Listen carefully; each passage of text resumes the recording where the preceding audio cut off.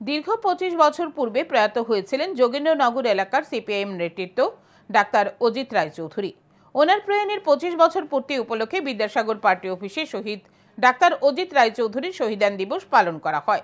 একই সাথে এই দিন এক রক্তদান শিবিরের আয়োজন করে ডিওয়াইএফআই যোগেন্দ্রনগর অঞ্চল কমিটি। এই দিনের রক্তদান শিবিরে উপস্থিত ছিলেন প্রাক্তন মুখ্যমন্ত্রী মানিক সরকার, বিধায়ক রামু দাস সহ অন্যান্যরা। এই দিনের রক্তদান শিবিরের উদ্বোধনী অনুষ্ঠানে বক্তব্য রাখতে গিয়ে মানিক সরকার বলেন, ফেসিবাদী রাস্তায় অগ্রসর হওয়ার চেষ্টা করছে বিজেপি। মানুষ কাজ পাচ্ছে না, নিত্য প্রয়োজনীয় সামগ্রীর মূল্য অস্বাভাবিকভাবে বৃদ্ধি পাচ্ছে।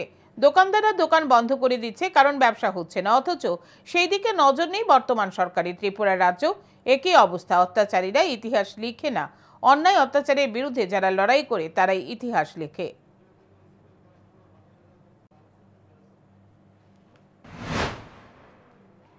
আপনাদের এলাকায় যে দোকান আছে, ধার দেনা করে যত সামগ্রী নিয়ে সাজিয়ে বসে আছে, বিক্রি হচ্ছে না।